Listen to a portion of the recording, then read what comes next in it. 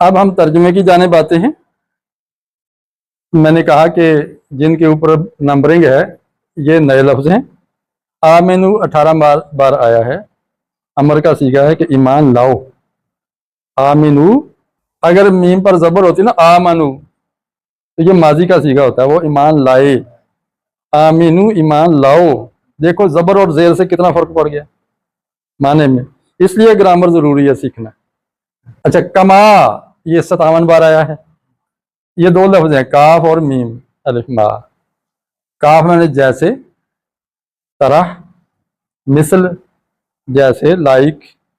ما یہ مصدریہ ہے، لانے کی طرح۔ ما آمن الناس، لوگوں کے ایمان لانے کی طرح۔ یہ ما کا معنی یہاں اس طرح کریں گے، مصدری معنی۔ یہ ما جو ہے نا اردو میں جیسے فعل کے آخر میں نا آتا ہے نا، کرنا، کھانا، پینا، اٹھنا، بیٹھنا، نا آتا ہے نا مصدر کی نشانی، اس طرح یہ ما اس نا کا مفہوم دے رہا ہے اگلے لفظ کے، اگرچہ وہ فعل ہے ماضی۔ آمنا وہ ایمان لایا، تو اس ما آمنا یہاں آئے گا کہ ایمان لانے کی طرح، کما آمنا ایمان لانے کی طرح، اس کو مصدری معنی میں کر دیتے ہیں۔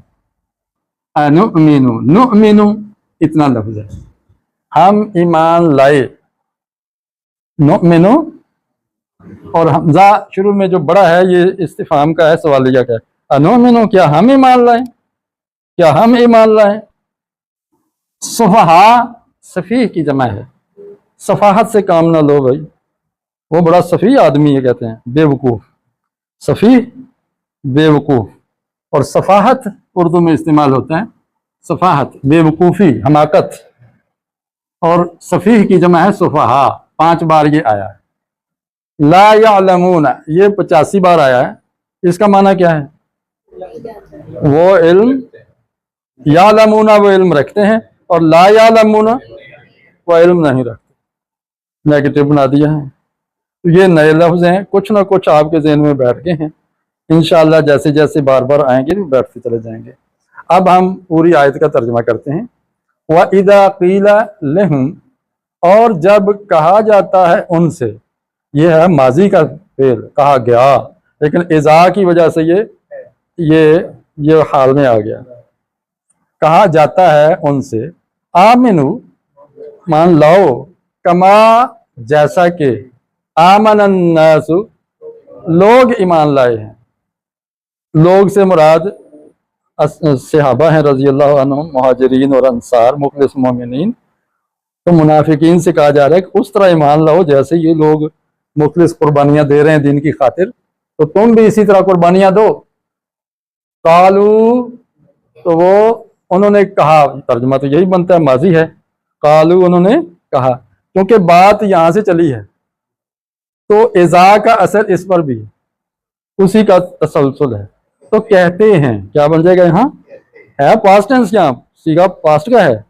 اور انگلش میں بھی آپ دیکھیں گے کہ ایسے چیزیں ہیں کہ پاسٹ ٹینس ہے، صیغہ وہ سیکنڈ فارم ہے، لیکن وہ حال کا معنی دے رہا ہوتا ہے۔ تو یہ گفتگو کے تسلسل کا نتیجہ ہوتا ہے۔ تو وہ کہتے ہیں انؤمنو، آ جب لگ جائے نا، کیا انؤمنو کیا ہم ایمان لائیں، کما آمن السفہاء جس طرح بے وقوف ایمان لائے ہیں۔ نعوذ باللہ، انہوں نے مخلص مومنین صحابہ کو کیا کہا؟ بے وقوف کہا۔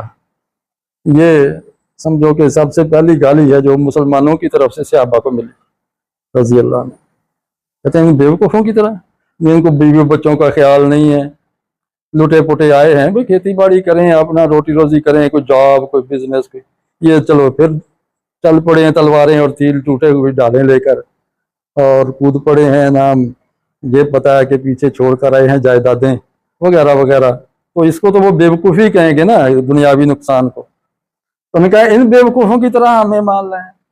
اللہ نے کیا فتویٰ دیا؟ اللہ کل گزرا تھا، آگاہ ہو جاؤ، باخبر ہو جاؤ، خبردار، انہم ہم السفہاء، پھر زور آ گیا نا، ہم اور ال آ کے پھر زور ہو گیا۔ عام طور پہ خبر نکرہ ہوتی ہے، عام طور پہ خبر ہم نے پڑھا مبتدا معرفہ ہوتا ہے اور خبر، لیکن جب خبر معرفہ آ جائے تو مطلب معاملہ اسپیشل ہے، کچھ زیادہ گمبھیر معاملہ ہے۔ یاد رکھو کہ وہی بے وقوف ہیں لیکن لا یعلمون، وہ جانتے نہیں، ان کو پتہ نہیں ہے کہ وہ بے وقوفی کر رہے ہیں۔ یہ سب سے بڑی خسارے کی بات ہوتی ہے کہ بندے کو پتہ ہی نہ ہو کہ وہ نقصان میں جا رہا ہے۔ جی جیسے کہ آیت کا ترجمہ بتایا ہم بھی یہی سمجھتے ہیں کہ انہی سے بات کی کہ انہی تک ختم ہوگی، اس کا ہم سے بھی تو تعلق ہوگا۔ سبحان اللہ، یہ بہت اچھا پہلو ہے، حقیقت ہے۔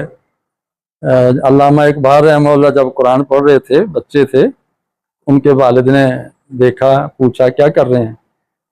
کہتے ہیں ابا جی قرآن پڑھ رہا ہوں۔ فرمایا اس طرح پڑھو جیسے آپ کے اوپر نازل ہو رہا ہے۔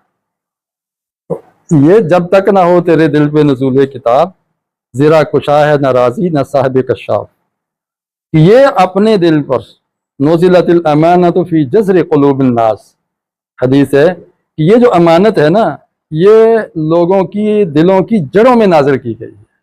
اب لوگوں میں تو میں اور آپ سب شامل ہیں، یہ الناس میں ہم سارے شامل ہیں۔ آج بھی جو طبقہ منافقت کرتا ہے ان کو یہ دعوت ہے کہ بھائی یہ جو فلاح عامہ کی خاطر گھر بار چھوڑ کر قربانیاں دے رہے ہیں، کاروبار، وقت، خون پسینہ سارا ایک کر رہے ہیں، تو ان کو آپ بیوقوف مت سمجھیں، یہ تو اپنی آخرت بنا رہے ہیں، ٹھیک ہے؟ اس لیے ان کی طرح آپ بھی قربانیاں دیں، مال کی قربانی، جان کی قربانی، اولاد کی قربانی اور صلاحیتوں کی قربانی، سکلز اور مہارات کی قربانی۔ اور اب آپ نے سوال چھیڑ دیا تو میری وہ رگے دعوت بھڑک اٹھتی ہے، اور حقیقت ہے کہ یہ آیات تڑپا دیتی ہیں بندے کو۔ یہ لوگ بیوقوف کہتے ہیں نا کہ جو لوگ اس پہ 100% لگ جاتے ہیں، تو کاروباری لوگ ذہن والے، وہ کہتے ہیں یہ تو بیوقوف لوگ ہیں، ان کو تو پتہ ہی نہیں، بوریا بستر اٹھایا اور چل پڑے۔ جی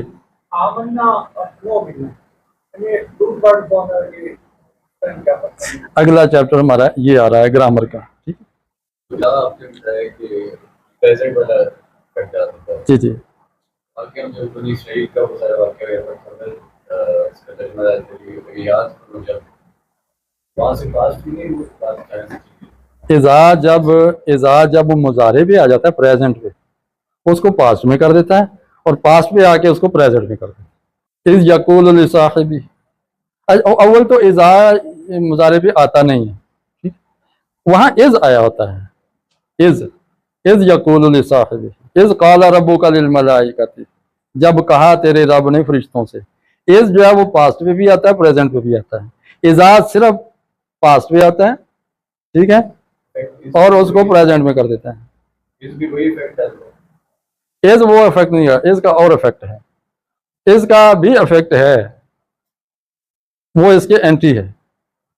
از کیا کرتا ہے؟ وہ ماضی کو ماضی ہی میں رہنے دیتا ہے، البتہ مضارع کو بھی پاسٹ میں لے جاتا ہے، ماضی میں لے جاتا ہے، ٹھیک ہے؟ جبکہ اذا جو ہے یہ ماضی ہی پر آتا ہے اور ماضی کو پریزنٹ میں لے جاتا ہے۔